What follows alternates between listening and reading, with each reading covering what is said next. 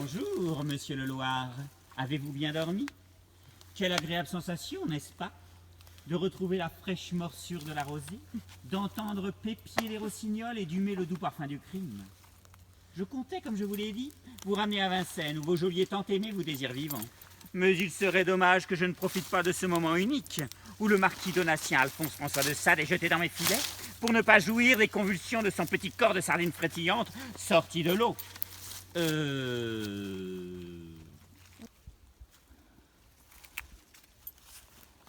Ah. Voilà. Ah, voilà. Alors, par où commencer, marquis? Vous ne m'en voulez pas si j'ai procédé à ces formalités? Le plaisir est plus grand quand peu de sens nous en distrait. À nous deux maintenant, foutriquet! Bouffon! Chien! Gnome priapique! Ragondin! Non, non, non, non! C'est bouffon, foutriqué, gnome priapique, cutéreux et ragondin. Déjà que tu connais pas ton texte alors qu'on l'a répété plein de fois, c'est insupportable. C'est atroce de travailler avec des empotés pareils.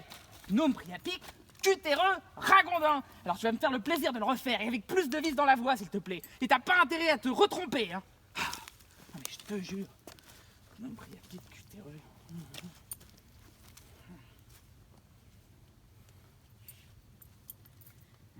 Hey! À nous deux maintenant! Foutriquet! Bouffon! Foutriquet! Gnome priapique! Cutéreux! Ragondin!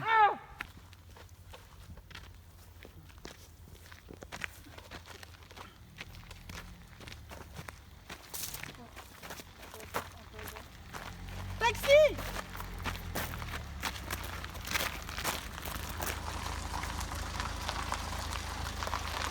Alors, monsieur Dame, où voulez-vous que je vous emmène? À la gare de Zoul, mon brave. Ça roule! Et pour un taxi, ça roule toujours! La ferme, toi, avec ta tronche de sagan et babouin. Dis donc, c'est un sacré bagage que vous traînez là! Vous l'avez joliment emballé! C'est une précaution nécessaire lorsque l'on transporte un criminel de son espèce. Un criminel vert chou! Jamais je n'aurais pensé que je transporterais dans mon taxi un grand criminel! Va falloir que j'appelle Thérèse pour lui raconter tout ça. Va jamais me croire, la bourrique! Allez, c'est parti!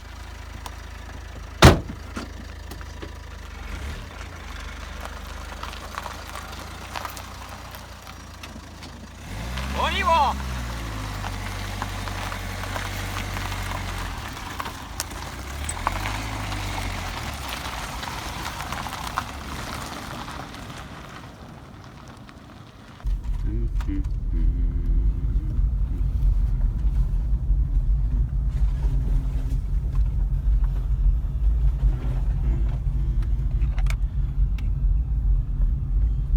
Et oh, mon cher monsieur, sans vouloir être indiscret, auquel criminel s'agit-il exactement?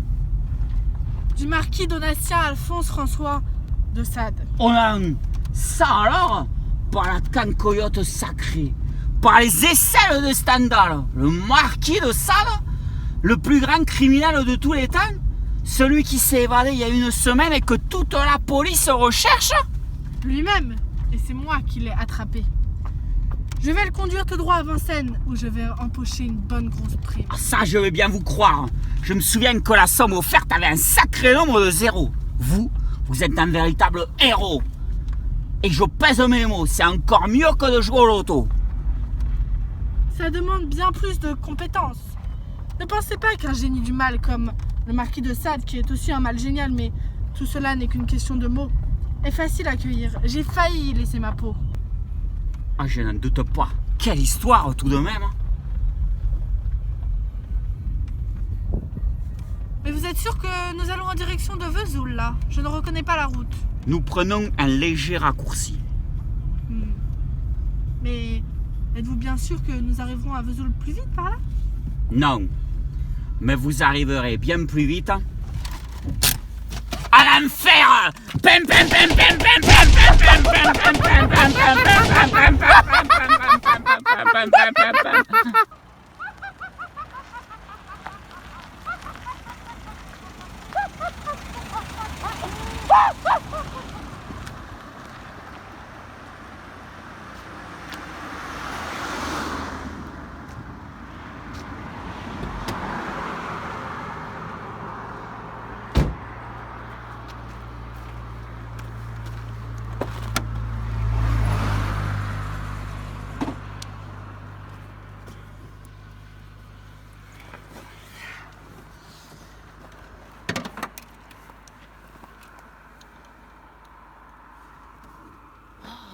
Mais c'est mon petit Roland Barthes! Comment ça va, mon vieux? Ça fait une éternité qu'on s'était pas vu! Content de te revoir, ça me fait bien plaisir de te revoir. Tu as bonne mine, dis donc. Bon, tu as un peu grossi, pris un peu dans mon poing, mais ça te va super bien. Merci. Ça souligne la grâce de tes courbes. Je te remercie, Sad. Tu sais qu'avec moi, mon petit Roland Dounet, tu peux reprendre ta voix normale. Dis-moi, mon mignon, pourquoi avoir risqué ta carrière pour venir à ma rescousse? J'ai besoin de toi pour une affaire de la plus haute importance. Ah, mon brave Roland, je te sais gré d'être venu me sauver des supplices délicats de mes geôliers. Mais il va falloir que tu te fourres dans le crâne que quand on fait affaire avec moi, c'est moi qui rédige les termes du contrat, c'est moi qui emploie, et c'est moi qui détermine comment les choses vont se passer. Je suis un aristocrate, moi, monsieur Barthes. Je ne me laisse pas employer. C'est une association que je te propose. Tu sais bien que si ça ne trempe pas dans la drogue, le sang ou le sexe, ça ne m'intéresse pas du tout, ça m'ennuie profondément. Le sexe ou le crime, mais le crime, il s'agit d'en éviter un. Mais peut-être auras-tu l'occasion d'en commettre. Tes ondulations labiales commencent à résonner de plus en plus doucement à mes oreilles. Quel crime s'agit-il d'éviter? Mon meurtre. Quoi? Génial! L'inénarrable, l'invincible, l'indestructible Roland Barthes, abattu misérablement par un pauvre chenapan. Mais quel facétieux galopin peut être capable d'un si génial stratagème?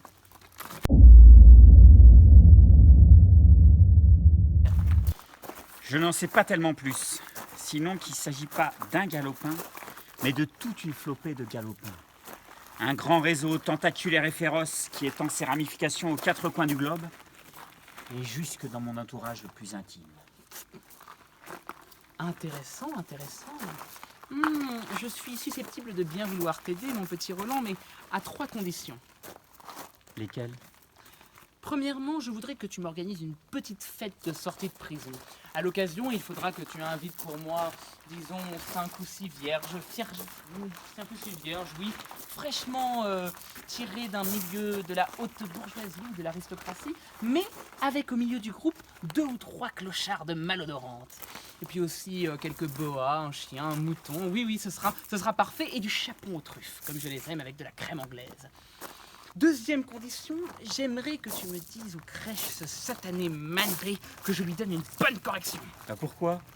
Mais as-tu vu l'affreux, l'abominable portrait qu'il a fait de moi? Il m'a ajouté au moins 20 kilos, et c'est le portrait que les foules grégaires associent à mon nom. Oh, il a fait de moi un voluptueux cachalot, alors que je suis une hyène raffinée. Très bien. Je vais voir ce que je peux faire. Et pour la 3e condition? Troisième condition, j'aimerais que tu t'extasies devant mes nouvelles chaussures. Regarde.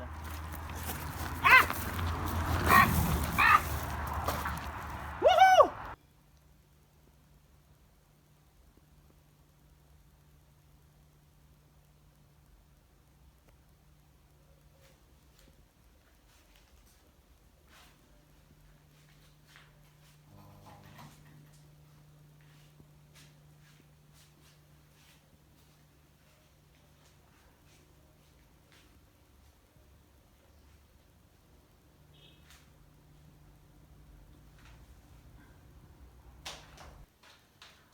Oh, mais on dirait que notre sémiologue préféré s'est réveillé. Marquis, venez voir. J'arrive. Good morning, my dear. Did you sleep well? Bienvenue dans mon humble demeure. Lefebvre, allez donc me chercher mon couvre-chef préféré.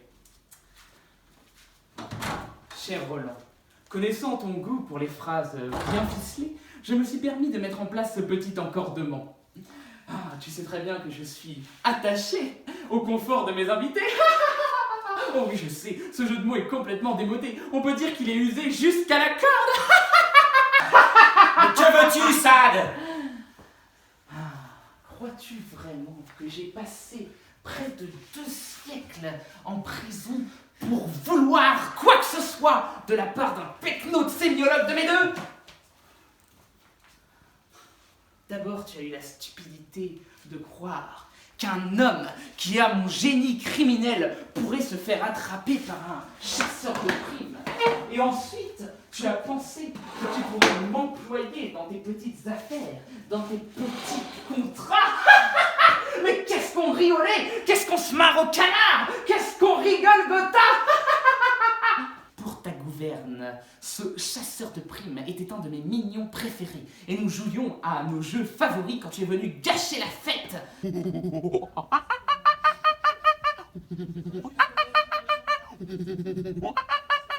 Ah, j'étais très en colère contre toi, Roland. Et j'ai même pensé te cuisiner un peu dans cette cave avant d'effacer de la surface de la terre celui qui a voulu faire passer mon génie criminel pour des bagatelles de scribouillard. Je t'ai sauvé la vie! Pas un instant, Roland, pas un instant. Lors de ce fameux procès où tu as pensé que ton comportement était si héroïque, j'avais acheté tous les jurés, je détenais leur famille en otage, et j'avais corrompu le juge, qui était un de mes amis, et avec lequel j'avais fait plusieurs orgies. Non, tout ce que tu as pu faire, c'est ruiner ma réputation auprès des professionnels du crime. Mais c'eût été une vengeance tellement vulgaire, tellement grossière, et je suis tellement plus délicat, tellement plus sensible. Non, vois-tu, Roland, pendant toutes ces années que j'ai passées à pourrir dans ma geôle, j'ai beaucoup écrit, j'ai beaucoup réfléchi. Et une idée géniale m'est venue. Oh oui, mon cher Roland, pour venger la fausse exécution la plus extraordinaire que de tous les temps que tu m'as empêché d'avoir, j'ai décidé d'organiser ton exécution réelle dans une mise en scène qui constituera l'apothéose de ma carrière.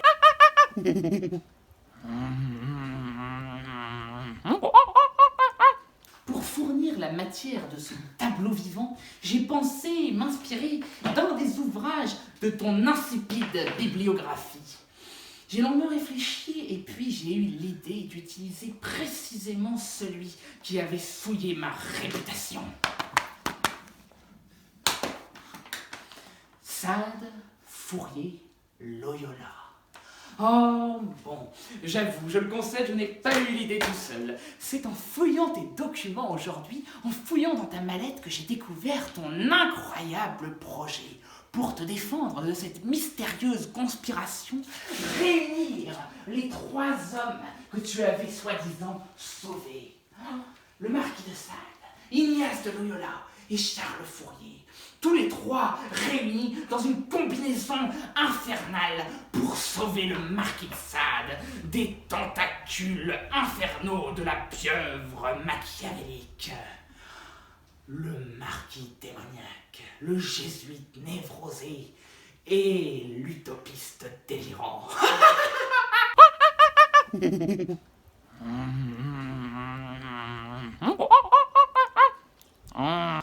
Cela sonne délicieusement bien. 3 personnages bien maquillés, bien costumés, bien fardés. Une organisation secrète, un sémiologue démodé dont la carrière va connaître un grand saut avec son époustouflante mort qui le fera entrer dans la légende.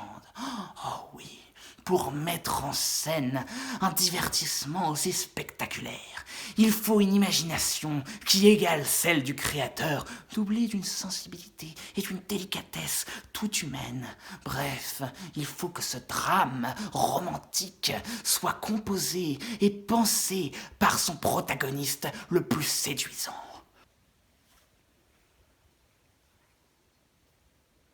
Le marquis Donatien Alphonse François de Sade. Puis nous jouerons le sauvetage de Roland Barthes par Charles Fourier, Ignace de Loyola et le marquis de Sade.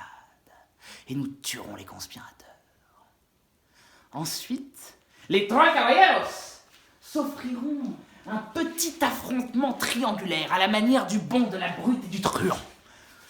Fourier, Loyola, Sade. Et je les tuerai un par un. Et comme ça, ceux qui auront osé me placer sur un pied d'égalité avec ces deux ploucs pourront reconnaître la supériorité de mon génie, de mon intelligence et de mon style inimitable.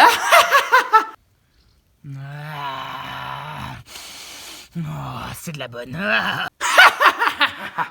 Et là, ce sera enfin le moment d'organiser ta mort, de te brûler sur les bûchers de tes bouquins puants.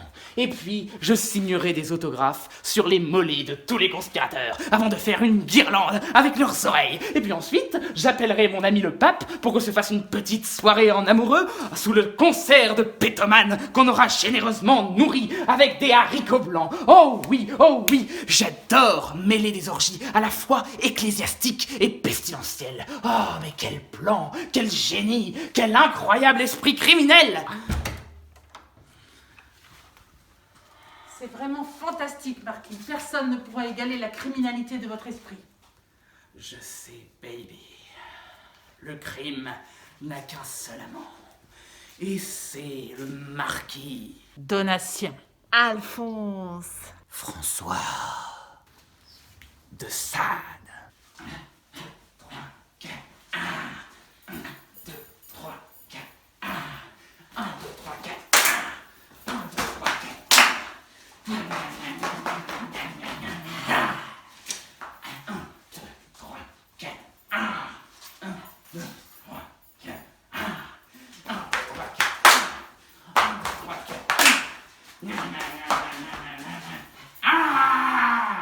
Et donc maintenant, tu vas sagement m'attendre ici, mon canard. Je m'occupe de tout.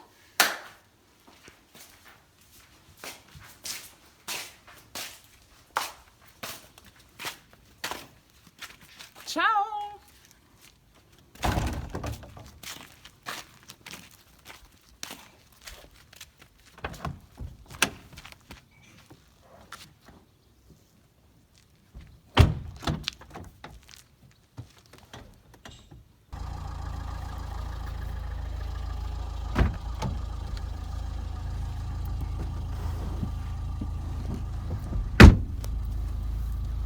Voici, Marquis, votre collection de chaussettes sales, que j'ai soigneusement conservées et sensiblement enrichies.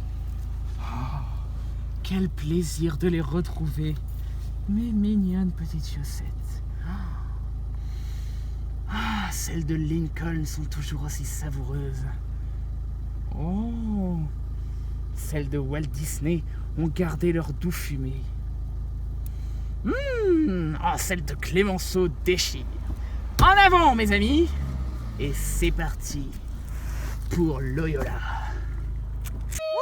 Les mecs, ceci est mon corps. Qui en veut? moi. Ici la petite sœur. Ah, tiens, j'ai eu. Allez, on, c'est de la bonne celle-là. Ceci, c'est mon sang. T'en veux? Remplis-nous, on va l'air.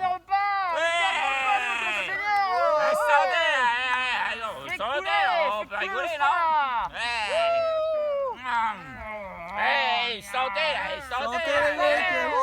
Santé, allez, du sec, allez. On l'aime notre Jésus, on le Bethléem. Elie, André, passe-moi le sel. Pierre, tends-moi la main, je te tendrai la joue droite. Ah J'en ai rien à faire de ta joue droite, c'est le sel que je veux. Hé, André, là, foutre Dieu, tu pues des pieds, mon gars. Ah, pouah, hé, Jésus, là, tu veux pas aller lui laver un petit coup, là, avec tes cheveux? Ouais, j'arrive. Par contre, je te préviens, André, hein. Je viens de mettre du gel, alors fous pas en l'air mon brushing. T'inquiète, frère. Allez, André. C'est bon, ça. Alors moi, Jésus, c'est mon meilleur copain. Écoutez-moi bien, mon meilleur poteau, mon BFF, mon Sancho Panza, mon âme sœur. Alors toi, là, le Jean de Méleux, tu vas bien m'écouter, hein? Tu restes en dehors de mon Jésus, ok? Ah bah Pierre, dis donc, espèce de gros lard, tu sais bien que Jésus préfère les jeunes comme moi. Eh, c'est pas pour te jeter la pierre, hein, pierre qui roule n'amasse pas mousse, mais tu m'auras rogné 3 fois avant que mon téléphone ait eu le temps d'enclencher le mode vibreur.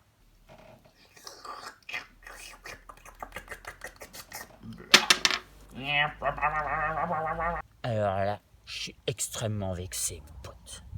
Après tout ce que j'ai fait pour toi, Bref, faut s'aimer les uns les autres. Et y en a ici qui ont un sens très personnel de l'amitié. Je vise personne, hein, mais tu vois ce que je veux dire, monsieur Ananas? Qui ça, moi? Bah oui, toi, jus d'ananas. regardez, il y a Judas qui se fait la malle. Un mal? Où ça? Non, non, non, non, non, frère Miguel. Combien de fois vous l'ai-je dit? Pas d'allusion homosexuelle dans nos reconstitutions de la scène. Très bien. L'amour Oui. entre Jésus et Saint Jean est purement platonique. Oh, mais je veux bien, Ignace, mais enfin, tu comprends, on a fait déjà plusieurs reconstitutions de la scène, on a fait une version naturiste, on a fait une version Jurassic Park, on a même fait une version Dora l'exploratrice, on n'a jamais fait de version LGBT, quoi. On est en 2019, non mais oh! Tant que je resterai le coach des exercices spirituels, tu pourras te le mettre où je pense, ta version LGBT. Ok, hein? Ok, on arrête parce que vous voyez, on en est réduit à filmer ça avec des peluches. C'est n'importe quoi. Je veux plus vous voir. Donc, rendez-vous demain, même heure. On fait la reconstitution de la Passion, version Jurassic Park. Rentrez chez vous. Merci. Et n'oubliez pas vos chapelets. Ah non mais je te jure.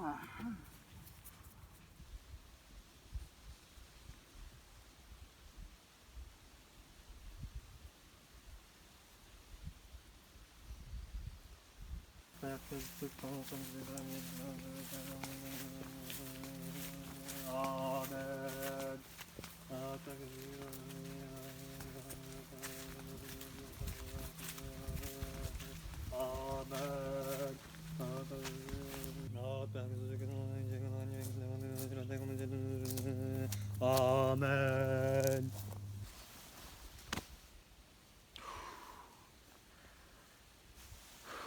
Lundi, 8h15, pensée de convoitise. Midi 3, gourmandise. 16h08, vanité. 17h05, insulte au frère Diego. Mardi, 7h30, vol dans la cuisine. 11h02, parole oiseuse. 15h06, calomnie. 20h07, manque d'attention à la prière. Et 23h, pensée suicidaire. Mercredi, 6h54, pensée luxurieuse. 13h03, colère. 16h06, envie. 21h, alcool. Jeudi, 5h30, pornographie. 8h09, envie d'étrangler le Père Miguel. 11h, strangulation du Père Miguel. 16h, mensonge. Non, j'en ai oublié un. Avant le mensonge, 14h, faux témoignage. Bon, je recommence. Lundi, 8h15, pensée de convoitise. Midi 3, gourmandise. 16h08, vanité. 16h, 17h09, insulte au Père Diego. Mardi, 7h30, vol dans la cuisine.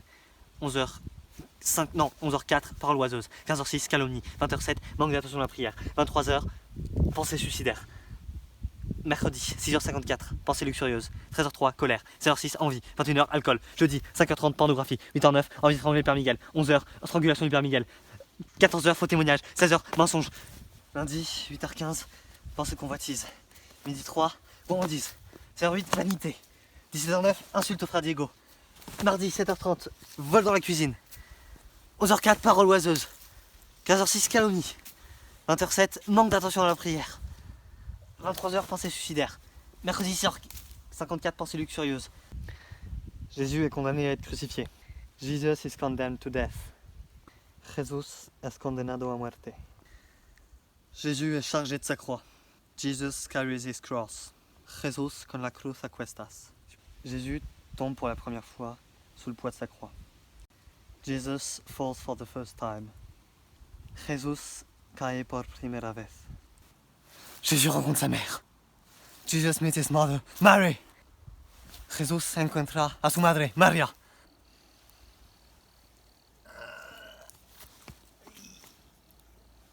Simon de Cyrène aide Jésus à porter sa croix.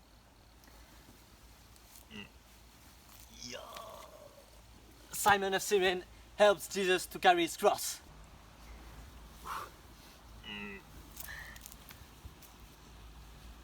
Simón y Cirineo ayuda a Jesús a llevar sa cruz. Sainte Véronique essuie le visage de Jésus. Veronica wipes the face of Jesus. Veronica limpia el rostro de Jesús. Jésus tombe pour la deuxième fois. For the second time. Second time. Second time. Second time. Second time. Et por segunda vez.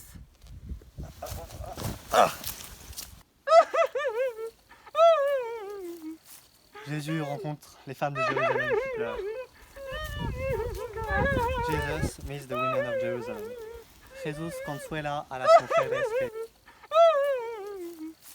Jésus rencontre les femmes de Jérusalem qui pleurent. Jesús consuela a las mujeres que lloran por él. Jesus meets the women of Jerusalem.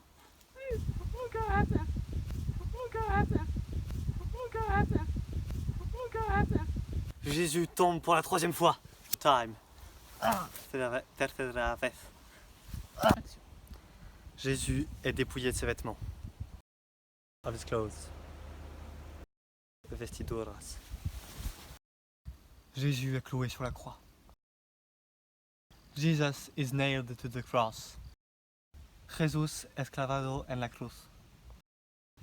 Jésus dies en la cruz. Le corps de Jésus est détaché de la croix et remis à sa mère. Cross. Et Maria. Par Joseph d'Arimathie. Is placed in the tomb. Jésus. Vertu théologale. Foi, espérance, charité. 4 vertus cardinales. Justice, prudence, force, tempérance. C'est pathétique, tu ne trouves pas? Ah, il est loin le bon vieux temps où tu sentais les stigmates sur ta chair, où la simple évocation de la croix te faisait fondre en larmes. Es-tu fermé au Christ, Ignace? Pas la moindre larme, pas le moindre frisson. Tu pries comme on fait sa liste de courses et ton accent espagnol est moisi. Laisse-moi tranquille. Que va-t-on faire de toi, Ignace?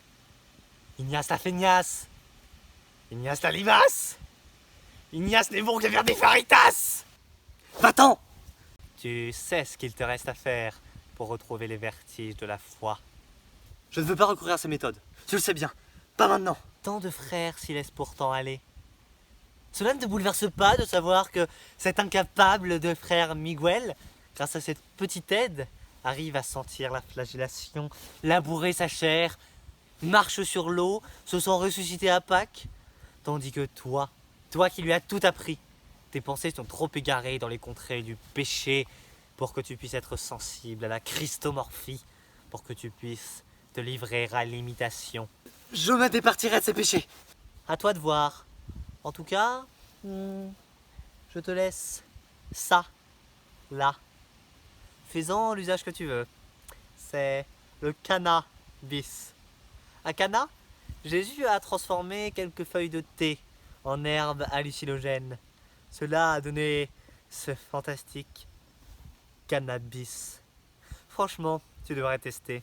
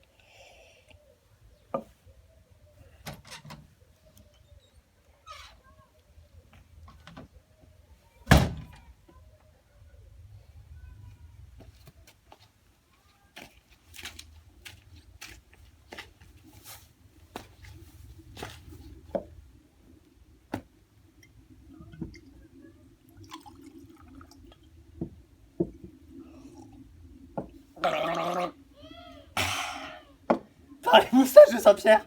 Qui êtes-vous? Et comment êtes-vous entré ici? Bah, je suis Roland Barthes. Du calme, Ignace. J'essaie d'obtenir une audience avec toi depuis tout à l'heure, mais tes pecnos de moine là m'ont jeté dehors à chaque fois, alors j'étais obligé d'entrer par la fenêtre. L'effraction dans le domicile d'autrui est un péché. L'abus d'alcool aussi, tu le sais bien. Ça stimule la prière. Ignace la feignasse. Dis-moi, Ignace, est-ce que tu te souviens de moi? Oui, mais je ne t'imaginais pas avec cette tête de repris de justice. L'habit ne fait pas le moine, tu le sais aussi bien que moi. J'ai besoin de toi pour que tu me rendes un petit service. Pardon, un petit service. Je viens en aide aux affamés, aux pauvres, aux démunis. Mais pas aux grands, puissances et influences universitaires comme toi. Jésuitisme que tout cela. Je suis en danger, Ignace.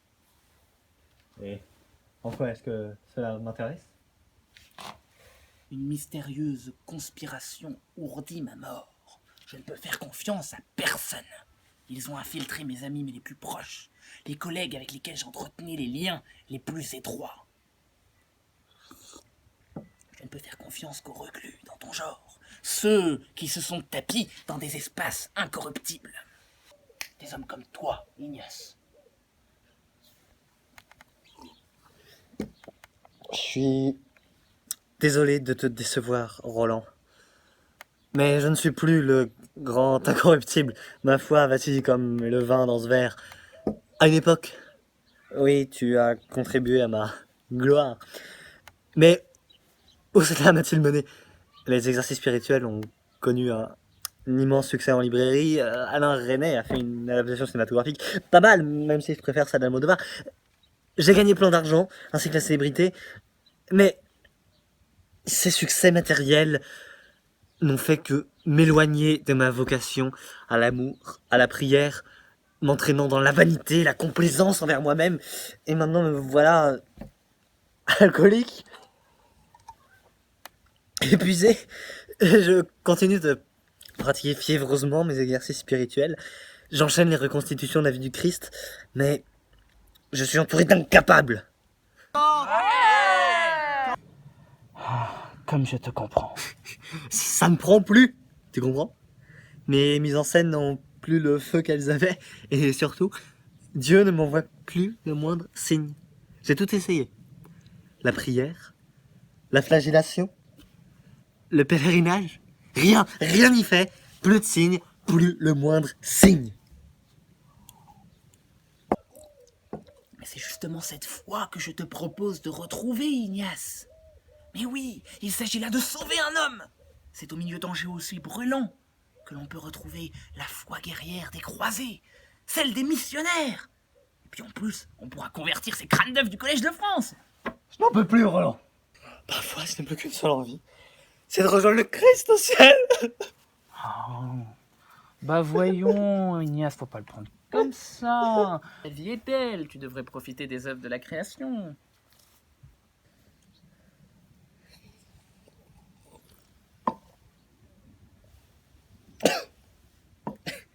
Ça me fait du bien. T'as raison. Je vais me coucher. On en reparlera. Eh oui. Allez, au revoir, Ignace.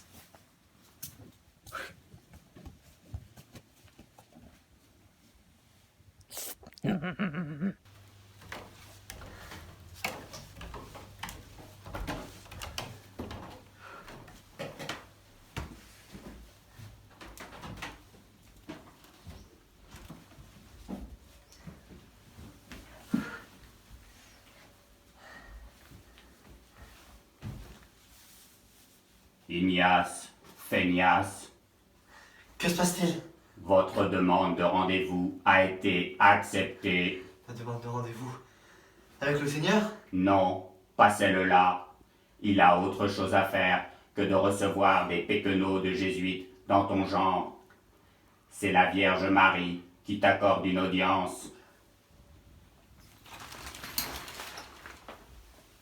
Bonjour, Ignace. Je suis la Vierge Marie. Très Sainte Vierge, Immaculée Conception, quel plaisir de vous rencontrer après tant d'années passées à vous prier. C'est normal. La prière est un acte langagier qui fait exister l'objet qu'elle se donne. Vous ne m'avez pas appelé par la prière, mais créé par la prière, en me donnant une réalité verbale et vos exercices en systématisant cette activité de création langagière ont su donner vie au substantif que vous aviez formulé. La prière est une existentialisation performative. Je ne comprends pas. C'est pourtant très clair. Que signifie Immaculée Conception à votre avis? On en donne toujours une interprétation morale, alors qu'il faudrait le comprendre au niveau métatextuel, celle qui conçoit sans avoir été ensemencée. C'est une métaphore pour le texte sans auteur, pour la parole qui se parle, pour le texte qui s'écrit lui-même, à qui sa propre création est immanente, sans qu'aucun jeu phallocrate vienne le marquer de sa patriarcale semence. Vous voulez dire que la réalité du divin est langagière? On peut le résumer comme ça si on veut le vulgariser. Qu'est-ce que la Trinité? C'est la triangularité de la signification. Le Père, le signifié, le Fils, le signifiant, celui qui s'incarne, la chair et signe, et le Saint-Esprit, le référent. La divinité est une unité de sens, je dirais même plus, c'est l'unité du sens, le méta-sens. À partir de là, toute la religion doit se comprendre comme une mise en sens performative et non comme la révélation d'un sens latent. Fiat lux, je te baptise, ceci est mon corps, tout cela est un acte de langage perlocutoire tel que le décrit Austin. La religion est un acte de langage. Pourquoi me dites-vous tout cela, très sainte Vierge? Et pourquoi maintenant? Tu as reçu une visite aujourd'hui. Oui, celle de Roland Barthes. Et c'est vrai que ces théories textualistes ressemblent très furieusement à tout ce que vous me dites. Exactement. Roland Barthes a compris l'essence de la religion catholique. Roland Barthes est le chemin, il est la vérité, il est la vie. Roland Barthes est un prophète, tu dois l'aider. Roland Barthes détiendrait alors toute la vérité religieuse?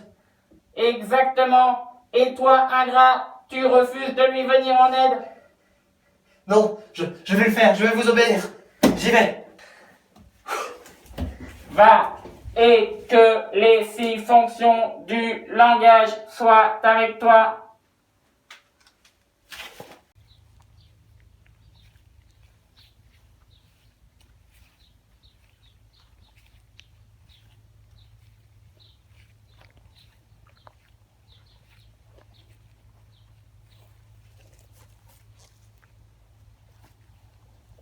Ah oui, c'est bien lui. Ouh là là, ouh là là.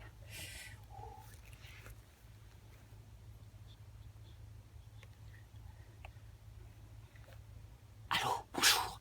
Ici le père Rosé, du couvent jésuite de Saint-Jean-les-Boutignoles. Oui, écoutez, vous n'allez même pas le croire, mais j'ai sous les yeux l'homme le plus recherché de la planète. Oui, parfaitement, le marquis de Sade. S'il vous plaît, venez nous débarrasser de cet individu qui a fait tant de mal à notre église. Oui, celui qui nous a présentés comme des pédérastes dépravés.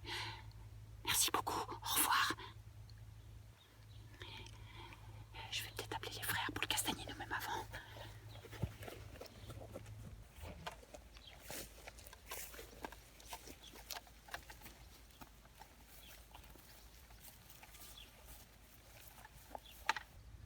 Madre de Dios.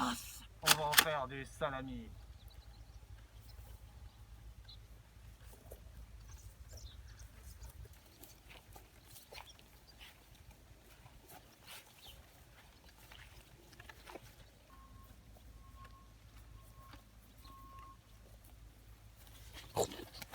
Il a tué Juan en position de combat.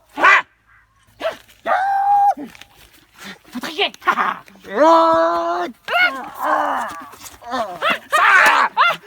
Lâche ton couteau, foutriquet! Lâche ton couteau, libertin! Rosé, tu vas faire le baptême du fer. Ah, ça commence à devenir intéressant. En voilà d'autres qui arrivent. Te mêle pas de Sade, Loyola. C'est notre problème. Va te faire bénir, face de paix. On n'entre pas armé dans un lieu de prière. Je vais te faire une bonne petite leçon de catéchisme. Au nom du Père Et du Fils et du Saint-Esprit. Amen. Je retrouve là mon vieil ami Loyola. Viens m'embrasser, mon vieux. Ah. Oh.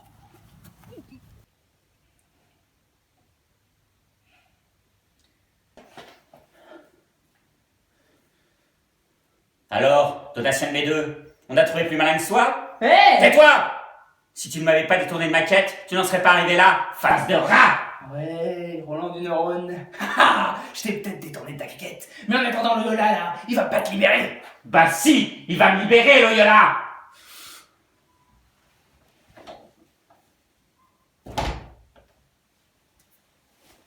Détrompe-toi, Roland. Je te considère autant comme mon ennemi que ce sybarite libidineux. Mais Ignace, tu me reconnais pas? C'est moi, Roland. Tu ne m'auras pas avec ton petit jeu, Sade. Je t'ai vu verser la drogue dans mon verre. Et je me suis renseigné. J'ai cherché un portrait de Roland Barthes. Et il ne te ressemble pas du tout. Bah oui, bien plus beau! Ah c'est sûr, si on considère les grands nez de Plouc comme un critère de beauté. Fermez-la! C'est moi qui parle et c'est vous qui écoutez. La parole du Seigneur est délivrée par ma bouche et les fidèles l'écoutent et ferment leur grande gueule pécheresse. Bon, je reprends. Un de mes hommes t'a reconnu, marquis. J'ai alors échafaudé un plan pour gagner ta confiance et puis te capturer. Avant cela, j'ai subi les effets de la drogue que tu avais mis dans mon verre pour que tu n'aies pas de soupçon. Mais toute cette mascarade catholico-textualiste m'a inspiré un plan machiavélique. Ça fait des années que, par la faute de Roland Barthes, le succès littéraire m'a éloigné de la méditation et de l'ascèse. J'étais devenu complètement dépendant de la gloire littéraire à laquelle j'avais goûté. J'ai peu à peu sombré dans l'alcool et la drogue. Mes mises en scène de la Passion du Christ ressemblaient à des baleines majorettes. Et tout cela par ta faute, Barthes. Donc non, ne compte pas sur moi pour te libérer. Je me suis donc demandé, après avoir kidnappé Sade, pourquoi il s'était fait passer précisément pour Roland Barthes. Et j'ai découvert dans ta voiture les documents de Barthes et son projet de défense avec Sade, Fourier et Loyola. Cette lecture a déclenché en moi une sorte de sursaut mystique. J'ai compris. Et au fond, c'est ce que tu m'avais dit, Sade, que je ne pourrais réellement revivre la passion que si la vie d'un homme était réellement en jeu. Si la mort intervient pour de bon dans ma mise en scène, alors seulement je ressentirais ce frisson qui fut celui des apôtres au pied de la croix. Vois-tu où je veux en venir, Roland? Pas vraiment. C'est pourtant simple. Tu seras mon Christ, Roland. Ton assassinat accomplira mes 2 desseins les plus brûlants. D'abord, me venger du cercle vicieux dans lequel tu m'as fait sombrer. Et ensuite, il me fera vivre la passion en direct. Oh oui, je te déguiserai en Christ. Je laisserai Sade te flageller avant. Et puis j'attendrai que les conspirateurs t'abattent sous mes yeux. Non, sans avoir pris soin de te faire revivre toutes les étapes du chemin de croix. Par tous les saints, ce sera la plus belle et la plus touchante de toutes mes reconstitutions, la Christomorphie parfaite. D'autant plus parfaite qu'elle a, j'en suis sûr, été voulue par Dieu. C'est forcément le sens des hallucinations d'Artaud, dont tu parles dans tes documents. Je ne sais pourquoi Dieu, qui a parlé à Artaud au travers de la voix d'une divinité païenne, souhaite que la passion recommence sur Terre. Et qu'à cette passion participent Sade, Fourier et le Miola. C'est la raison pour laquelle je t'ai gardé en vie, Sade, et que je vais aller chercher le petit Fourier pour qu'il rejoigne cette fabuleuse mise en scène. Toi, Sade, tu joueras le persécuteur romain. Puis quand Bart sera mort, c'est moi qui jouerai le Christ. Je descendrai aux enfers et j'irai vaincre le diable, que tu joueras également. À cette occasion, je débarrasserai enfin la terre de ta vicieuse présence, Sade. Eh oui. Quant à Fourier, sa candeur utopique et son innocence en feront une parfaite Vierge Marie. Je l'assassinerai également pour le voir monter au ciel en une merveilleuse reconstitution de l'Assomption. Oh, quelle grâce le ciel a donnée à mon intelligence! Saint-Pierre, Saint-Thomas, Saint-François, soyez avec moi et permettez-moi d'accomplir cette divine mission qui me conduira au paradis et fera de moi un des plus grands saints. Vous resterez ici, en attendant que j'aille chercher le petit Fourier. 1, 2, 3, 4. 1, 2, 3, 4.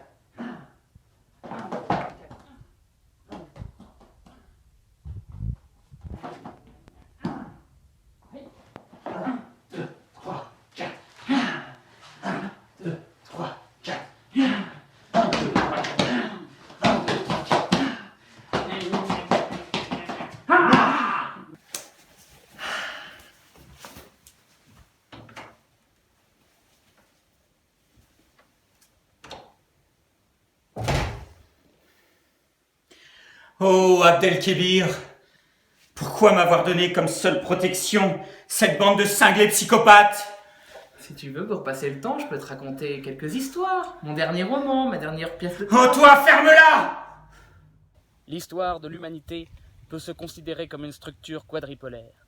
Les trois pôles, autour desquels les étapes de l'évolution de l'humanité gravitent vertigineusement, ne sont pas des événements fondateurs ou des points d'attraction cosmiques, mais de délicieux fruits juteux, dans lesquels nous nous plaisons à mordre sensuellement les pommes. La pomme numéro 1, la pomme fondamentale, celle qu'Ève offrit à Adam. Oui, regarde dedans la belle pomme que je t'ai rapportée. Oh, merci Ève, elle n'était pas interdite. Oh, Sophie, j'adore. Miam, miam, on va se régaler. Oh oui. Qu'une église réactionnaire et castratrice présenta comme le commencement de la dégénérescence de l'homme, alors qu'elle représenta sa première émancipation du règne patriarcal d'un dieu ventripotent et rabat-joie. À cette occasion, la femme et l'homme découvrirent l'essence du bonheur, le moteur de l'histoire, le commun frisson du protozoaire, du diplodocus, de l'homme des cavernes et de toute forme de vie s'agitant sur la surface de la Terre et dans les mystérieux corridors de l'univers, le plaisir. La pomme numéro 2, celle que Paris s'offrit à Aphrodite. Bon, voyons voir. Olympe Magazine. Ouais, pas mal, pas mal. Ouais, oh, mignonne la petite Athéna. Oh, Héra, pas mal aussi, ouais. Bon, pof, Artémis. Oh, Aphrodite. Oh, oui. Oh, où est-ce qu'elle est? Ah oui, là, c'est naturiste, là. Ah oui, tu mérites une bonne pomme.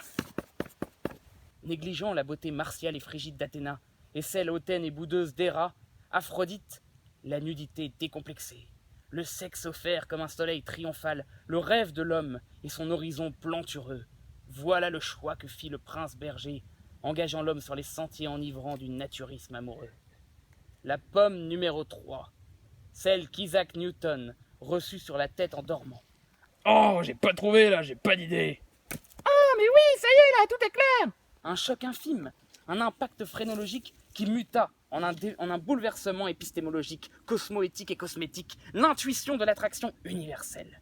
L'attraction, oui mes amis, le mécanisme intime et volcanique de notre univers, celle sur laquelle doit se tailler toute société, toute famille, toute organisation sociale. L'homme, qui s'était déjà constitué en amant, évolua en aimant. La pomme numéro 4. Un jour, Brillat Savarin, le célèbre gastronome, auteur de la physiologie du goût, paya dans un restaurant une pomme de 14 sous pour satisfaire son palais encyclopédique. Le même matin, à Rouen, ville qu'il venait de quitter, Il venait lui-même d'en acheter une pour le centième de cette somme. Il confia à son beau-frère cette aventure, et celui-ci, dans une intuition dont le génie n'égale que la spontanéité explosive, découvrit dans cette distorsion injustifiée la profondeur de la supercherie sur laquelle repose fragilement toute société fondée sur le tarif et l'échange. Cet homme, l'homme de la 4e pomme, qui avait d'Ève l'innocence rêveuse, de Vénus la sensualité salivante, de Newton le génie démiurgique, et qui ajoutait à ses qualités un charisme désemparant et un sourire ravageur, n'était nul autre que l'inénarrable, l'incontestable et l'incontesté, le pivotal, l'octogonal, le multimodal, le philosophal, Charles Fourier. Notre conquérant au cœur d'or ne se résigna pas à laisser la civilisation se noyer dans son vomi multicolore et libéral, alors que ses contemporains bedonnants et frustrés le couvraient de colibés et de moqueries. Il dressa son front généreux, et sans ride, fit face au soleil qui seul pouvait soutenir l'éclat de ses yeux. Se munit d'une pioche et d'une fourche, et à la force de ses bras, seulement aidé de quelques amis visionnaires, il bâtit un espace de liberté et d'ordre, de plaisir absolu et de fusion communautaire totale entre l'Olympe et les jardins suspendus de Babylone, le phalanstère. Dans le phalanstère de Condé-sur-Vègre, chaque battement de cœur, chaque frétillement d'ailes de papillon, chaque clin d'œil, chaque coucher de soleil, chaque morceau de sucre ajouté au café au lait, chaque carillonnement de cloche, chaque meuglement bovin, chaque baiser volé sous un platane, chaque tâche ménagère, chaque ménage de tâcherons, chaque pourlèchement de babine devant la perspective de la dégustation d'un bon petit pâté en croûte est animé, motivé, orienté, désorienté, réorienté, inversé, étiré, soutiré, crucifié et ressuscité par le principe de plaisir. Les deux mamelles du plaisir, l'amour et la nourriture, Eros kai trophée. Amour et kibus, love and food, amor ibi bires. En harmonie, cette merveilleuse contrée dont le cœur palpite au creux du phalanstère, l'amour n'est pas réduit à une privatisation petite bourgeoise, à un exclusivisme bêta. L'homme de la société harmonique est un don permanent d'amour. Ses partenaires sont multiples, il doit en changer toutes les 2 heures. Ses journées sont des farandoles amoureuses incessantes, dont l'euphorie festive ne doit pas faire oublier l'organisation millimétrée. La première approche sert à choisir en le testant et en estimant sa plastique et sa plasticité son ou sa partenaire. C'est la salve de simple nature. Elle consiste en caresses audacieuses mais retenues qui évaluent la qualité physique du compagnon ou de la compagne de circonstance. Puis, dans la 2e étape, la turlupinade, le sociétaire peut commencer à se laisser aller à sa fiévreuse passion. L'interaction devient de plus en plus aventureuse, plus inventive, et enfin, dans la 3e étape, les individus sociétaires se laissent librement aller dans un coït apocalyptique et décomplexé. Cette variation des partenaires, me direz-vous, ne m'imposerait-elle pas des concubins laids, scrofuleux, le visage émaillé de pustules bourgeonnantes? Que nenni, bande d'ignorants! Car le régime alimentaire, le rythme de vie, l'éducation, l'exposition climatique des habitants de l'harmonie a sculpté leur silhouette et leur physique pour en faire des pelletés d'Apollon et de Vénus. Ce régime alimentaire, mes frères, mes sœurs, mes petits cousins et mes arrière-grands-parents, il faut en parler. Quelle délicate invention, quelle horlogerie débridée et fraîchement épilée. L'homme sociétaire, dont la robustesse et la fertilité intellectuelle lui permettent de n'avoir à dormir que 4 heures par nuit, se réveille à 3 heures du matin. À 5 heures, commence mélodieusement sa journée par un copieux petit déjeuner composé de rillettes de thon, de toast de mozzarella grillé, de guacamole et de lait de chamel. À 8 heures, c'est l'heure prix à pic du déjeuner. Frugal, il se compose de purée d'aubergine, de salade de fruits, de bananes flambées au rhum et de ces fantastiques, merveilleuses, dithyrambiques, élégiaques et touchantes, génésiques, héréditaires, écuméniques, apostoliques et messianiques petites compotes.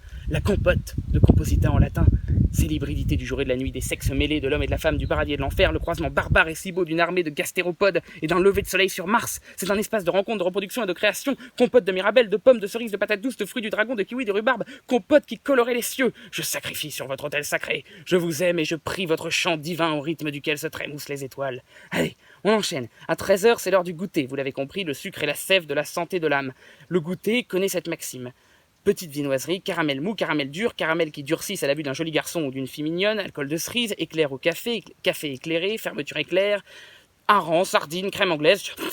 Je m'en lèche les babines. Ne faiblissons pas, à 17h, c'est la collation. Whisky et tartines de beurre salé, profiterole, poulet rôti, seulement les cuisses et les ailes. Le blanc est bourgeois et réactionnaire. Un steak de soja, lait d'amande, lait d'avoine, lait de soja, lait d'éléphant en chaleur. Il faut érotiser son régime, nous le savons. Tête de nègre, on dit boule de neige maintenant, et carambar. Mais voilà. Voilà déjà l'heure du dîner. 21h, c'est parti, gazpacho, gazpa froid, gazpa tiède, purée de poireaux, navets confits, brochettes de poulet, de porc, de bœuf, de chinchilla, de moustique, de tigre du Bengale, de caribou du Canada, croupe de cheval caramélisé, thé à la menthe et au jasmin, chocolat chaud, absinthe, vodka et quelques raisins secs. 22h, n'oublions pas le souper pour bien finir la journée, mes amis. Fromage de brebis, trempé dans de la confiture de groseille, homard, écrevisse, palourde, sucreries, sucettes, barbe à papa. Et brossez-vous bien les dents, les pieds et les sourcils dans les douches collectives. Oui, chers tendres amis, ce n'est là qu'un minime échantillon des délices de l'harmonie. Un monde où l'écriture est devenue hiéroglyphique, où les individus sont regroupés par passion, multipliant leur créativité, leur capacité de travail du fait de cette émulation amoureuse en la commune passion. Une phalange de boulangers, une phalange de philatélistes, une phalange de nains de jardin, une phalange de rats de l'opéra, une phalange de rempailleurs de chaises, une phalange de dresseurs de chèvres, une phalange de chats de gouttière, une phalange de joueurs de cricket, et bien d'autres encore, chantant et buvant dans l'amour du travail et dans le travail de l'amour. Des milliers de couples guidés dans leurs oasis tristes par un couple architectonique, un couple suprême, un couple total, l'Angélica, le couple sacré qui oriente les sociétaires dans leur choix de partenaires. Toi là, toi là, toi là. Et toi, tu vas avec celle-là, toi avec celle-là, toi avec celle-ci. Que viennent d'ailleurs perturber des agitateurs pédérastes, pour mettre un peu de piment. Bref, l'Angélica, le couple divin qui non seulement organise, hiérarchise, divise et coagule l'activité matrimoniale et sexuelle, mais qui s'offre aux caresses de tous les laissés pour compte, de tous les parias et de tous les reclus. Gloire à la prostitution d'intérêt public. Chaque sociétaire s'y est adonné, c'est là son service civique. L'originalité métaphysique, ontologique, métapsychologique, métathétique, métacapuche, il va pleuvoir, de ce grand rêve devenu réalité, de cette utopie devenue harmonie, par rapport à celle de Platon, de More, de Babeuf, du Corbusier, de Marx, du Moine Guevara, des Schtroumpfs, de Sherlock Holmes et des Télétobies, c'est qu'il ne s'agit pas d'une utopie politique, avec son gouvernement, ses relations de pouvoir, sa hiérarchie administrative. Non, c'est une utopie domestique, pensée dans l'exaltation, l'hyperbolisation du quotidien, de la vie familiale. L'idéal n'est pas l'ordre, ce n'est pas la liberté ni la raison, abstraction endimanchée et carriériste, non. L'idéal, c'est le bonheur matériel, et le spasme fou, ivre et anticonstitutionnel du plaisir. Ce spasme, ce murmure de la sainte, ce cri de la fée, ce beuglement de la conseillère d'orientation. Un nom en 7 lettres, comme les 7 péchés capitaux et capitalistes, comme les 7 samouraïs et les 7 mercenaires. F, comme foutre Dieu qu'il est grand, qu'il est beau, comme il sent le sable chaud. O, comme origine du monde, monde de l'origine, cratère d'où sortirent les dieux. U, comme utérus archangélique, pacificateur et redistributeur. R, comme râle d'une civilisation décadente qui attend son sauveur. I, comme idéal sans spleen, intronisation de la morale des sens. E, comme euphorie nucléaire, soupe aux champignons, légèrement pimentée. R, comme harmonie qui se fie des dictates alphabétiques. Fourier, notre sauveur, notre maître, notre Dieu. Fourier a changé ma vie. J'étais petit, j'étais gros, j'étais disgracieux. J'avais un appareil dentaire, je bégayais. Le régime de Fourier, ses séances de gymnastique, sa philosophie et les expériences amoureuses qu'il m'a permis d'avoir m'ont rendu beau, m'ont rendu puissant, ont élargi la musculature de ma poitrine et solidifié mes os. Merci Fourier, je t'aime. On n'avait jamais vu ça dans toute l'histoire de l'humanité. Alexandre le Grand, Jésus-Christ ne sont que des vers de terre rampant à ses chevilles. Fourier change la vie des gens, des hommes et des femmes qu'il rencontre. Il a changé la mienne, celle de ma sœur, de ma telle-mère, de ma tante et de son chat, du poisson rouge de ma grand-mère. Fourier a changé la vie de tous les pompiers de la caserne et du feu qu'ils avaient éteint le 27 septembre. Fourier, si tu m'entends, sache que je t'aime. Que voulez-vous que je vous dise sur Charles Fourier? Il est des êtres dont la grandeur excède le dire. Des êtres auprès desquels les astres se sentent à l'étroit et regardent le bout de leurs chaussures. Penaud. Fourier fait partie de ces êtres. Je t'aime, mon Fourier Rounet, parce que quand tu vas à la maison, je te ferai un gâteau aux dattes. Hélas, hélas, mille fois hélas, l'hydre civilisation et ses multiples têtes bavant leur venin anti-aphrodisiaque n'a pas toléré que son règne dégénéré supporte une si splendide alternative. Le colossal et abyssal Fourier fut, au terme de plusieurs mois d'expérience de l'harmonie, arrêté par la gendarmerie et conduit à l'asile psychiatrique du docteur Blanche, d'où il avait déjà été sauvé une fois par Roland Barthes. Les mains en l'air, Fourier! Vous êtes cerné! Moi, cerné? Bon, pourtant j'ai bien dormi.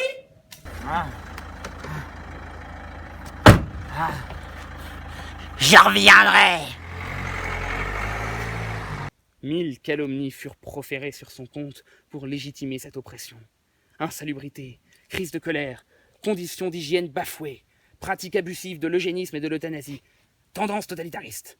Ah, je ne dirais pas que ces excès n'existaient pas en harmonie, mais jamais ils ne rompirent le plaisir pur et divin qui régnait parmi nous, et dont Charles Fourier avait été le grand géniteur.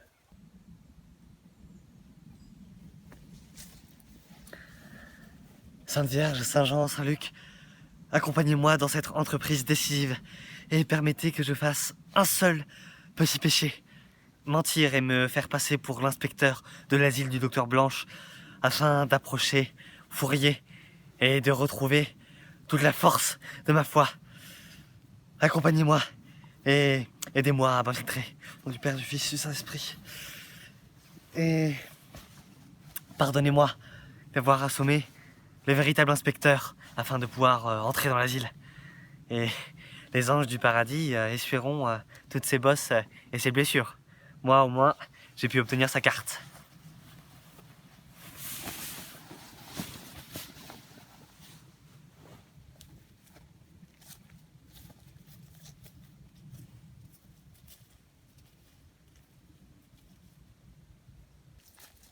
Halte là! Qui va là? M'en vu ça, inspecteur Gérard, m'en vu ça. T'as intérêt à me laisser rentrer, pas le toquet. Ou alors, je donnerai ton nom, ton ministère. Et tu récureras les toilettes de l'hôpital de Limoges jusqu'à la fin de ta carrière. Allez, Oui, inspecteur! Je vais chercher le docteur Blanche! et plus vite que ça.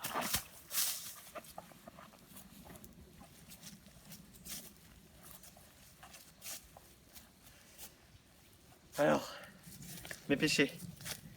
Mercredi, 7h10. Mauvaise pensée. Mercredi, 8h. Calomnie. Mercredi, midi.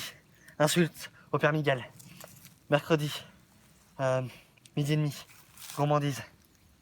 Mercredi, 15h. Vol dans la cuisine. Mercredi, 18h. Mauvaise pensée vis-à-vis du père Miguel. Jeudi, 7h30. Mensonge au marquis de Sade. Jeudi, 10h. Encore mensonge au marquis de Sade. Jeudi, 10h30. Violence contre le marquis de Sade et Roland Barthes. Inspecteur! Quel plaisir de recevoir votre visite! Enchanté, docteur. C'est m'en vu ça. Inspecteur Gérard m'en vu ça. Docteur Blanche, ravi de faire votre connaissance. Cela fait longtemps que je n'ai pas été inspecté. Oh, la douce morsure d'un regard inquisiteur me manque toujours quand je m'adonne à mon travail. Quel est le motif de votre visite, inspecteur? Le ministère a eu vent de vos méthodes, avant-gardistes. Je ne suis pas là pour les juger, mais seulement pour m'informer de leur fonctionnement, de leur efficacité, et faire un rapport. Il est vrai que les esprits étriqués du milieu psychiatrique ont souvent condamné mes méthodes, les ont décriées. Ils m'ont même accusé de ne pas guérir la folie de mes passions, mais de l'approfondir. Et c'est précisément, monsieur l'inspecteur, parce que la folie n'est pas la citadelle qui entoure le fou, mais la porte de sortie qui peut le mener vers la libération mentale. Si vous le dites, Blanche. Vous savez, mon cher ami, si je parviens à penser en dehors des catégories étroites de la réflexion psychiatrique, c'est parce qu'à l'origine, je ne viens pas du tout de ce milieu-là. Ah bon? Non. J'étais spécialisé dans les cas de nanisme. Ah bon?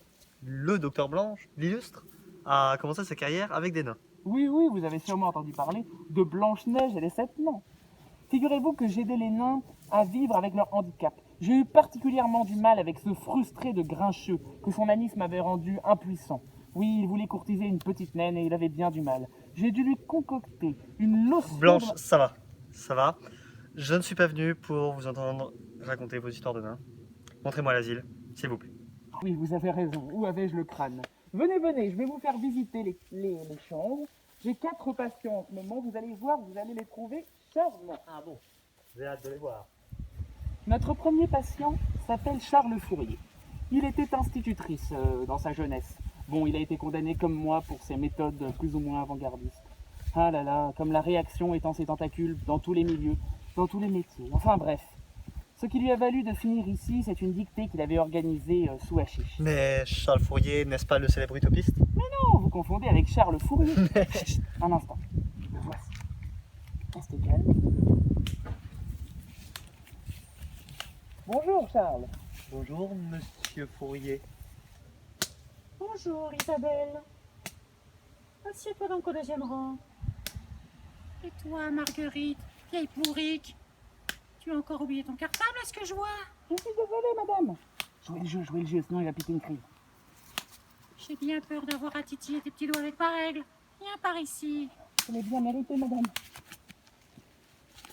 Vilaine, vilaine, vilaine, vilaine Marguerite. Répète après moi. Si j'oublie mon cartable, je serai privée de sirop d'érable. Si j'oublie mon cartable, je serai privé de sirop d'érable. Encore, Si j'oublie mon cartable, je serai privé de sirop d'érable. encore, Si j'oublie mon cartable, je serai privé de sirop d'érable. encore, encore, Si encore. j'oublie mon cartable, je serai privé de sirop d'érable. Bien, bien, bien. Maintenant, je vais vous interroger.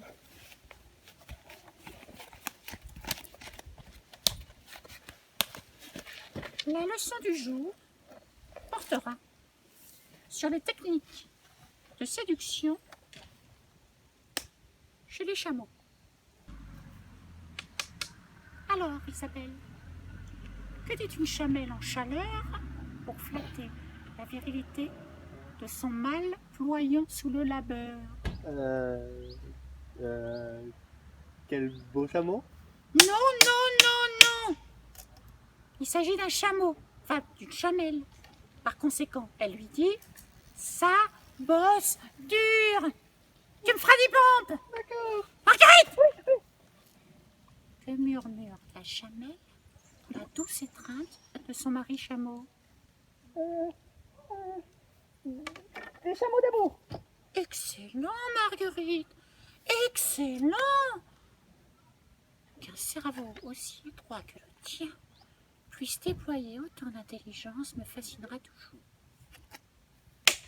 Maintenant, une petite dictée. Sortez stylo et cahier.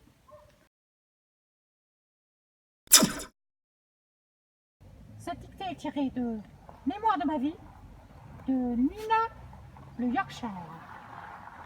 À vos plumes, c'est parti.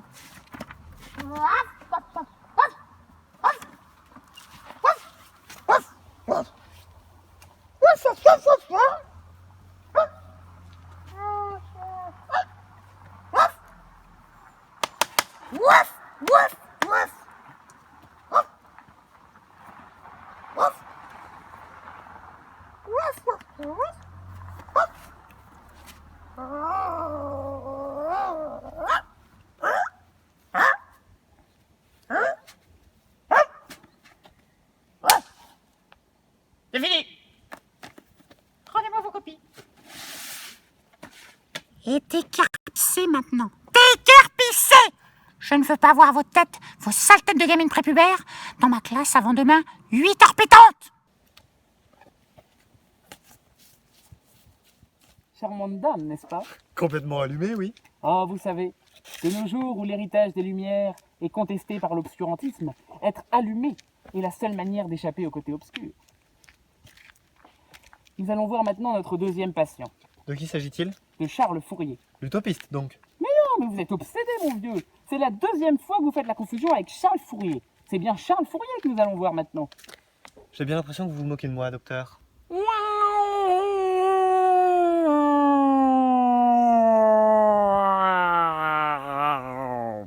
Vous ne pouvez pas avoir 3 Charles Fourier dans votre établissement. Bien sûr que non, je n'en ai qu'un seul. Charles Fourier est unique en son genre. Le confondre avec le Charles Fourier que nous allons voir est d'autant plus grossier. Je crois que je vais perdre la boule. La boule à facettes, j'imagine, inspecteur Manvussa. Car les pensionnaires ici en ont plusieurs de facettes. Et de boule? Ah, ça les regarde.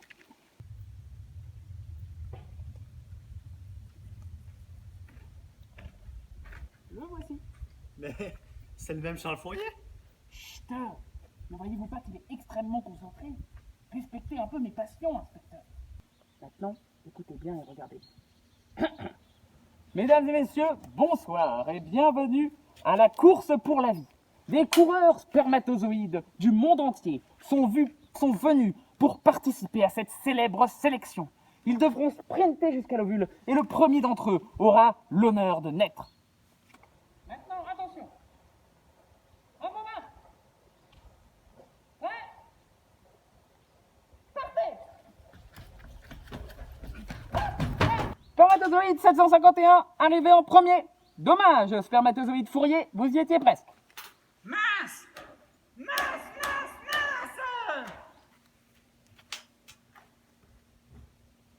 Il n'a pas atteint l'ovule, donc il est privé de vie. Il meurt. Et maintenant, il va recommencer depuis le début. Toujours et éternellement la même course.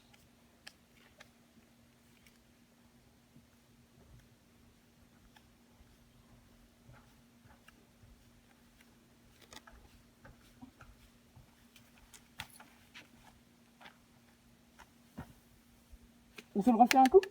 Non merci. Contrairement à vous, je ne tire aucun plaisir à assister à ces folies. Bon, très bien, si vous le dites. Allons voir le troisième patient. Charles Fourier, j'imagine. Mais non, bien sûr que non. On va voir Charles Fourier maintenant. J'aurais dû m'y attendre.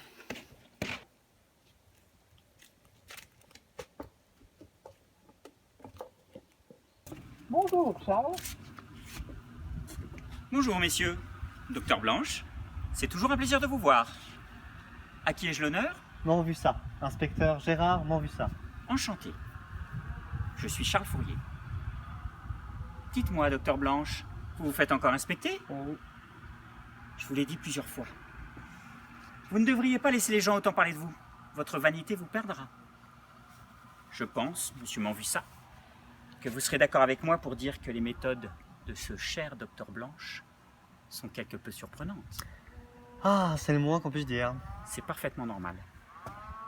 Ça m'a fait ça à moi aussi la première fois. Mais après quelques mois passés ici, je me suis habitué à sa logique. Mais votre méthode est absurde. Vous partagez le délire de vos patients plutôt que de les guérir. Je partage avec le docteur Blanche cette idée que un fou est juste un homme. Un homme qui a particulièrement intégré le principe de la distinction. Sa folie est une sorte de gratification sociale, une manière de s'extraire du panier des mortels. Elle est tout à fait volontaire. D'ailleurs, la plupart du temps, elle n'est que le reflet de la compétition darwinienne pour la personnalité sociale. Elle la met en scène, elle la met en abîme. Regardez l'institutrice et le spermatozoïde. Ce sont deux figures de la compétition. Compétition scolaire, compétition pour la vie. Le fou est fasciné par les classements, les rangs, les compétitions. Il a besoin d'être le premier, et il sait que pour gagner, il doit sortir son joker, sa fausse folie. Pour sortir le fou de cette stratégie, il faut faire de son délire une réalité, une banalité, un cadre de vie partagé. Cela va l'affadir considérablement. D'ailleurs, cela a marché pour tous les patients qui sont passés par ici. N'est-ce pas, docteur? Tout à fait. Je suis d'ailleurs très fier de ce score. Aucun de mes collègues ne l'égale, d'où leur jalousie. C'est très intéressant. Vous avez peut-être raison, je vous ai jugé bien trop vite blanche. Mais dites-moi, monsieur Fourier, vous m'avez l'air parfaitement sain, et votre discours est instruit et rationnel. Que faites-vous dans un asile de fous tel que celui-ci? C'est que je suis un cas un peu particulier, mon cher monsieur. Ah oui? En quoi? Si je vous le dis, vous me promettrez de garder le secret? Je vous le promets. Eh bien, je suis là parce que j'ai tué un homme. Et c'est pas à l'asile que l'on va dans ces cas-là, c'est en prison. Problème, j'ai toujours eu horreur de la prison. Je regrette même la bonne vieille peine de mort, qui me paraît infiniment plus honorable. Quoi qu'il en soit, après ce crime, j'ai absolument voulu échapper à mon destin carcéral. Je me suis donc fait passer pour un fou. Et le docteur Blanche, qui a toujours été un ami très proche, m'y a aidé en affirmant, en qualité d'expert, que j'étais fou. J'ai donc fini chez lui, et je coule une vie très agréable. Pas mal, non, pour un meurtrier? Pas mal du tout. Et sans vouloir être indiscret, quel est le nom de l'homme que vous avez tué? Oh, ce n'est pas du tout une indiscrétion, c'est même très bien connu. Je m'étonne d'ailleurs que vous ne le sachiez pas. J'ai assassiné Ignace de Loyola. C'est impossible. Ah si, c'est tout à fait possible. Je l'ai vu mourir sous mes yeux, croyez-moi. Enfin, je l'ai vu très récemment et il était bien vivant. J'ai dû le tuer encore plus récemment alors. Bon, je crois qu'il est temps d'interrompre notre petit entretien. Au revoir, mon cher ami Fourier. Allez, venez, inspecteur Montbuisson, nous avons encore un patient à voir.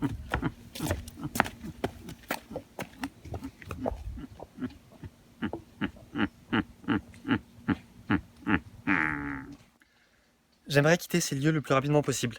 Allons vite voir le dernier patient. Et j'espère qu'il s'agit bien de l'utopiste Fourier. C'est bien lui. Et où est-il? Mais vous n'avez pas encore compris, monsieur Montbuisson? Compris quoi?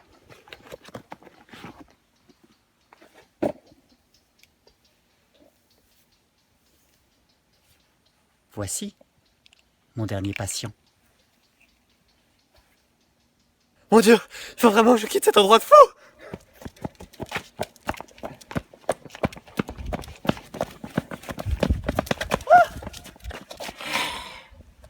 Coucou toi, je suis Donatien, Alphonse, François de Fourier.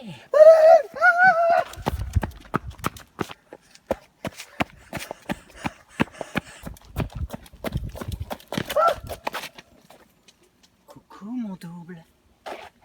On dirait que tu as mal fait le décompte de tes péchés. Laisse-moi te donner une petite leçon de catéchisme.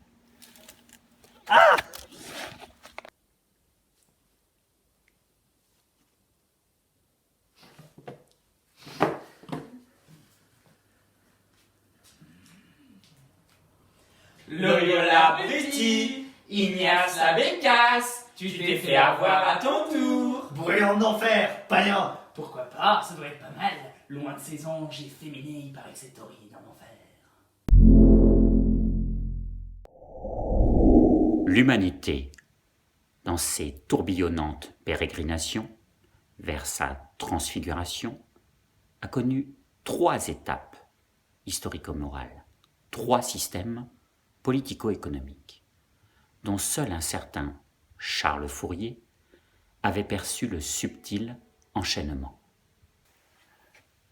Dans ses premiers temps, elle était sous le joug d'un système patriarcal et féodal, au sein d'une société principalement composée de cultivateurs. L'idée, le fantôme, le personnage, la turgescence mentale qui incarne cette phase de l'histoire n'est nul autre que le marquis Donatien, Alphonse François de Sade.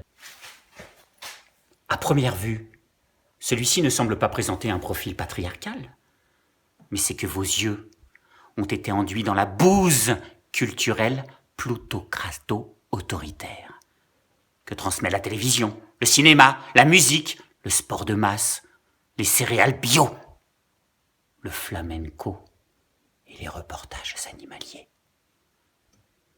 Si Donatien semble efféminé et turbulent, il n'en est pas moins la transsubstantiation de la phallocratie féodale. Car quelle est la forme antéléchique de celle-ci, sinon le droit de cuissage? Oui, Sade, c'est ce règne souverain sur les autres, y compris sur leur chair, qui a toujours besoin de s'exprimer dans des institutions inversées mais toujours solides. L'Église, la justice, l'État. Une mise en scène sadienne, c'est toujours la mise en scène d'une fracture sociale. Et des abus qu'elle génère, d'une violence sacralisée et figée dans sa ritualisation institutionnelle.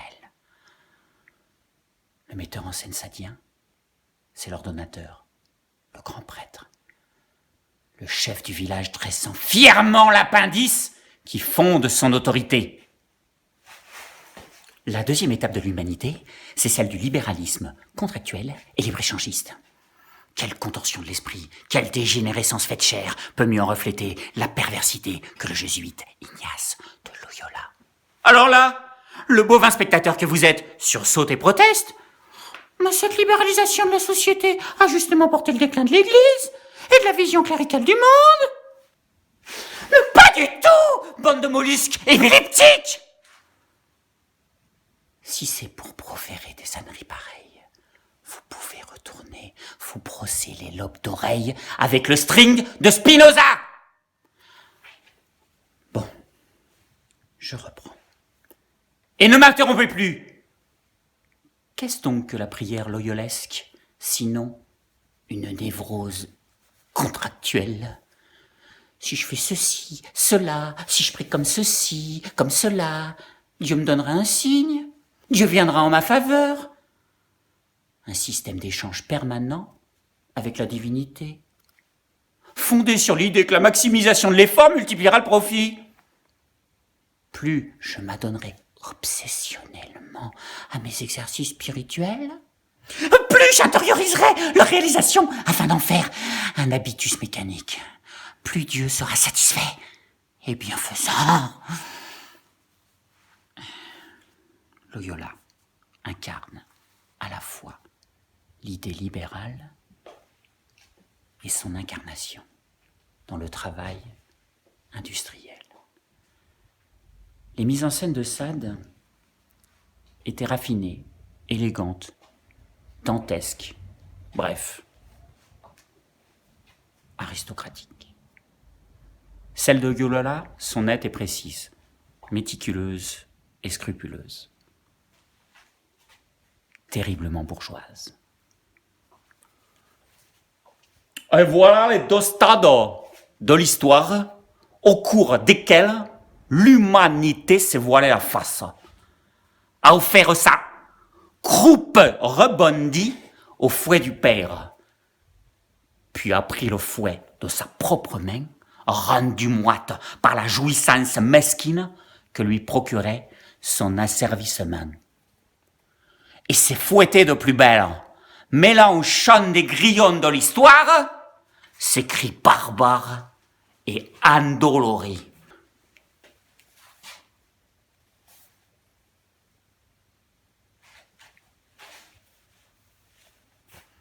N'en as-tu pas marre qu'on flagelle ton flanc, qu'on fasse ployer ton échine, qu'on te fasse hennir à la simple vue d'une carotte qu'on ne te donnera jamais, tandis qu'on imprime la forme du bâton sur ta chair martyrisée, humanité? Lève la tête, humanité, tu mérites mieux que ça. Regarde le ciel qui t'a soi-disant créé. Ce n'est pas l'asile d'une autorité sénile devant lequel il faut s'incliner, mais un espace à conquérir, à peupler, à cultiver, à explorer, à structurer, à tailler à la mesure des projets humains, qui sont bien plus vertigineux que ces petites affectations aériennes. Ouh! Ouh! Il faut crever la lune! Fantôme blafard de fromage fondu, qui fait peser l'insipidité de son teint sur notre morale. Il faut aligner les étoiles en rang parallèle. Il faut enlever les anneaux de Saturne et les glisser au doigt des jeunes filles qui nous plaisent. Il faut brancher un interrupteur sur le soleil pour pouvoir éteindre son orgueilleux éclat quand nous voudrons avoir un instant d'intimité avec les jeunes filles en question. Il faut se shampouiner avec les nuages. Fini le temps du Père, du Fils, du Saint-Esprit. Fini le temps du patriarche barbu et du banquier affairiste. Fini le temps du spectre, du sceptre, de la bourse, le temps des lotions capillaires et des calvities, le temps des maîtres nageurs et de la crème solaire. Fini le temps des tapis de bain, des slips de bain et des balais de toilette. Maintenant, l'homme sait uriner droit. Et ses poils poussent dans le bon sens. Fini le temps de la domination, de la luxure autoritaire et de la luxure culpabilisée. Voici le temps de l'homme et de la femme, le temps de la conquête de l'univers, le temps des passions, le temps des amours, le temps des rêves les plus fous, le temps du rire, tonitruant, le temps de l'esprit et des danses tourbillonnantes du corps, le temps de Charles Fourier, le philosophe, le physiologue, le thérapeute, le gourmet,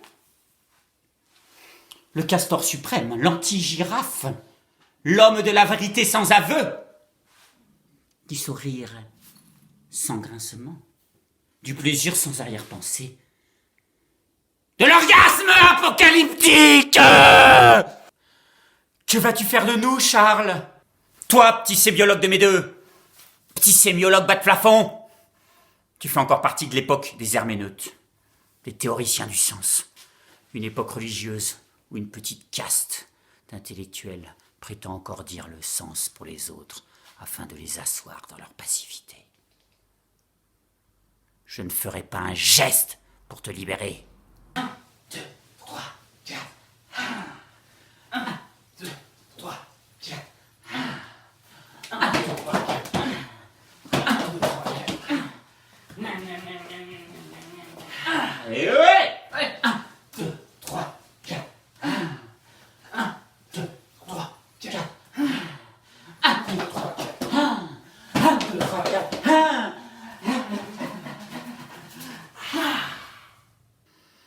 Tout temps que tu as fait passer l'immensité de ma pensée pour de la littérature, pour du divertissement d'adolescentes immatures qui urinent encore au lit, qui mangent des bâtonnets de surimi. La nouvelle critique, je me torche avec. D'ailleurs, certaines personnes, dont je ne citerai pas les noms, mais qui appartiennent à une organisation très puissante, m'ont proposé de participer à ton assassinat. Oh! J'ai évidemment refusé, car il est hors de question que je m'adonne à ces messes basses, à ces complots, à toute cette petitesse caractéristique d'une civilisation tout enrubanée, enturbanée, momifiée, empaillée, dans l'étroitesse de sa burqa identitaire et compétitrice. Oh! J'ai dépassé la petitesse de la conscience réflexive et calculatrice. Moi, monsieur, je l'ai dépassé. On a voulu enterrer mes projets. On a voulu me mettre à l'asile. Mais ce qui aurait dû être ma prison est devenu mon espace de liberté. J'ai converti tous les patients aux fourriéristes. Et le docteur Blanche lui-même. Je les ai tellement entraînés dans l'adoration fanatique de ma personne que je les ai absorbés, intériorisés. Oh, je ne suis pas un homme, moi, messieurs. Je suis l'homme! J'ai pensé si loin! Mes spéculations ont sondé si profondément les arcanes de l'univers que j'ai dépassé le stade de la conscience individuelle. Je respire en chaque courant d'air. Je transpire en chaque cours d'eau.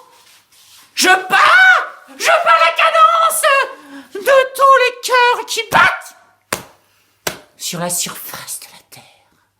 Je suis le chemin. Viens, je suis le chemin. Viens. Je suis la vérité. Je suis la vie, la force, la puissance. Oh, je suis la sagesse, la gloire. le carré VIP. Je suis la pratique du culturisme chez les Coréens du Nord. Je suis la pratique du culturisme chez les Coréens du Sud. Je suis, attention, le tapis volant d'Aladin. Je suis le dauphin à 5 nageoires. Je suis le chameau à 6 bosses. Je suis les favoris de Jules Ferry. Je suis partout. Je suis tout. Je suis tout. Cette histoire d'Artaud, de Sade, de Fourier, de Loyola, c'est complètement moi qui l'ai inventée. J'ai créé de faux documents sur Artaud pour permettre que tu nous rassembles ici, mon cher Roland, et qu'ainsi je tienne en ma possession les 3 étapes de l'humanité. Je vais enfin pouvoir mettre en scène la victoire du suprême Fourier, de la volaille Fourier, de Fourier le suprême de volaille, sur ces 2 carpocratiens vicelards. Voici venu mon cher Roland, mon règne. Voici venu Donatien, Ignace. Je ne méprise pas votre importance. Vous avez été les étapes nécessaires. Mais je crois que maintenant, vous êtes périmé comme un vieux reblochon moisi. Comme un vieux slip rongé par les mythes. Dommage, le public vous aimait bien. Mais vous n'aviez pas mon charisme. Allez les gars, à bientôt pour vous voir mourir sous les coups de mon puissant bras de Playboy intergalactique.